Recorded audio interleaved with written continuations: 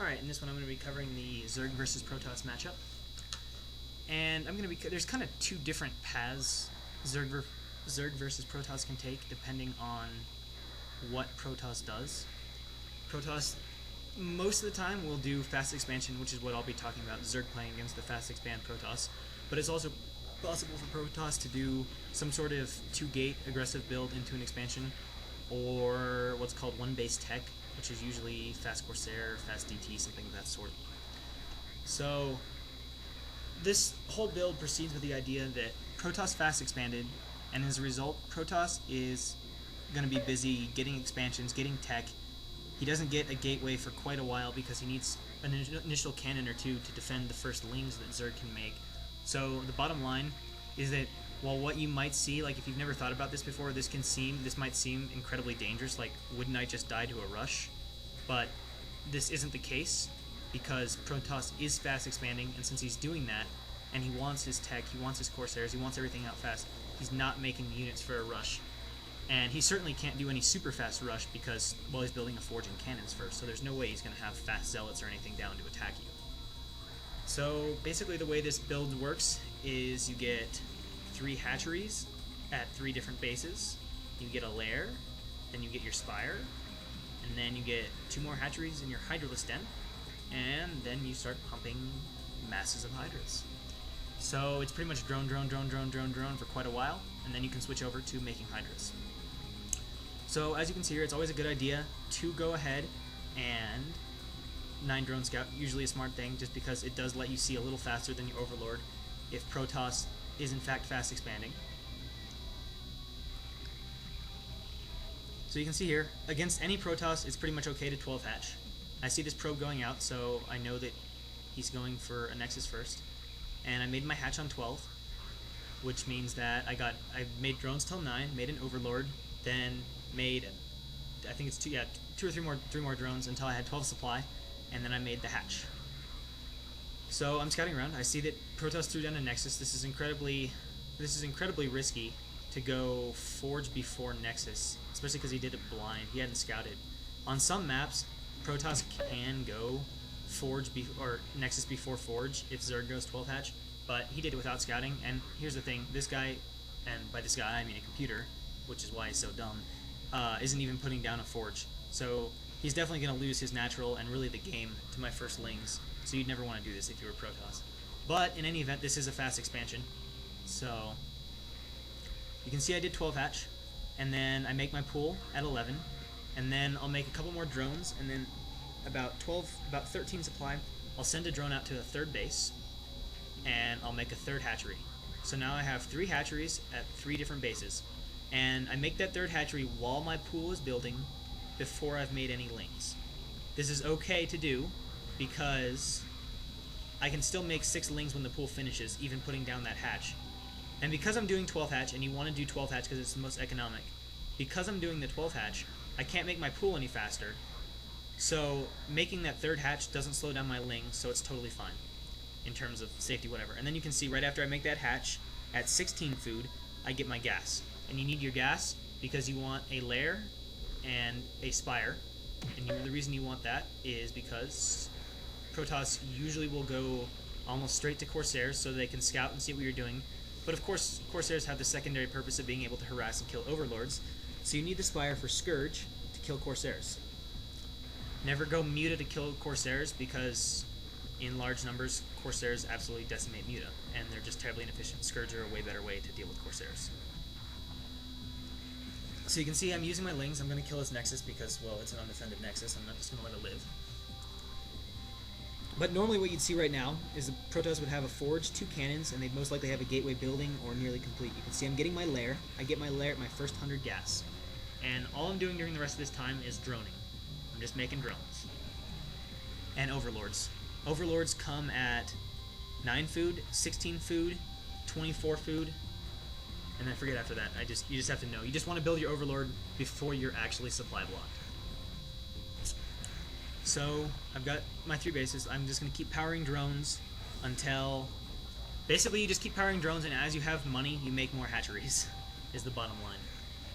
And generally what you'll do is you'll wait till the Lair finishes, and you'll make your Spire, and then you'll get your next 2 hatcheries in your Hydra den.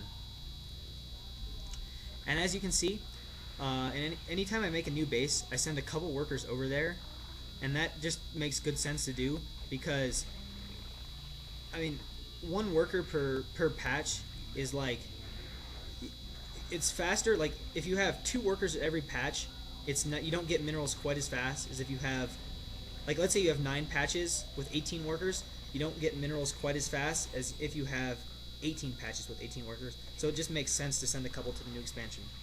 So I made my Spire, and now I'm going to go ahead and make my 4th hatch, my Hydra den, and then I'll make my 5th hatch. Now, another thing to notice, and this is important, is the way I'm placing my buildings here. And the reason I'm doing that and putting them tight together like this is I can put 2 sunken colonies behind there, and then if I get a fairly early rush by Protoss, like the +1 speed seal type rush, I can block those holes off with Zerglings, with Hydras, with drones, to make it really hard for Protoss to attack my sunken colonies, and I can easily defend these rushes that I otherwise wouldn't have the units to defend. So there's the 5th hatch. I've just been making drones, and it's usually sometime between, usually it's around 40 supply that your Spire will finish. You can make a pair of Scourge and like 1 more drone, and then at 42 you start making a boatload of Hydras. And the other thing you'll start to see me do here is I'll start to put down those creep colonies, just to show you what it would look like. It's generally, especially if you're learning and aren't good at scouting, aren't good to watch for, it's probably safe idea to put 2 creep colonies both at your 3rd base and at your natural base. Don't need any in your main because there's no reason for them there. And I see Protoss has a lot of zealots, which actually means he has a rust potential, so I'm going to go ahead and put down my 2 creep colonies. And if this Protoss has slow zealots, those will actually finish before the zealots can get there. You can actually make a creep colony and a sunken before the zealots arrive. If Protoss has speed zealots, you will want to have those creep, and usually the rushes Protoss will do involve speed zealots, so you'll want to have those creep colonies already placed slightly before the rush is going to come. But this placement just makes it really easy to block, and there's only a few pathways that Protoss can use to attack those sunken colonies, and it's really easy to block those off, and then he has to slowly fight through your units, killing them one by one, while everything of yours is doing damage, and only like 2 of his zealots can attack at once, and it makes it very easy to repel these early zealot type rushes. But keep in mind, this sort of zealot rush is much later than if the Protoss just made 2 gates in his base right away and attacked. That would come way, way earlier than this. But given that you're doing lots of expanding and he's doing lots of expanding, it's still sort of a rush, but that allows you to adequately defend that. And the term we use for setting up bases like that is SimCity.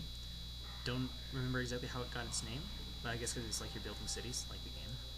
And you can see I've made a pair of Scourge, and that's for the first Corsair. And if you keep seeing more Corsairs, you need to make more Scourge. And it takes 2 Scourge to kill a Corsair. So you can use that to stop the Overlord harassment. What will usually happen is that, depending on the timing, Protoss will probably be able to get 1 kill, 1 Overlord with his first Corsair before your Scourge finish, so don't panic. But he shouldn't be able to get any more kills. If Protoss fast expanded and his Corsairs being able to kill more than 1 Overlord, it means your Spire's late. So you'd have to look at your build and figure out why your Spire's late. So I basically droned and made hatcheries till 42. I also made a Hydra den about 35 supply. And then I'm just going to mass Hydra. And a pretty typical way to play this is you just mass Hydras. You get 3, maybe 4 groups of Hydras, depends on how you like to do it. And then at some point you're going to want to transition, because Hydras are incredibly strong. Like, if a Protoss army that doesn't have High Templar or doesn't have Reavers fights an army of pure Hydra, the Protoss army is going to lose. Like, mass Hydra in a sense beats everything Protoss has. The key to that being Protoss has Storms and very occasionally Reavers. But Storms can absolutely decimate Hydras. I mean, a good Storm, if you don't move your Hydras out of the way, can kill 10, maybe 12 Hydras. So it's really important that when you fight Protoss, you have to dodge the Storm. So when he moves in, cast Storm, you've got to back your Hydras out of that Storm, get away.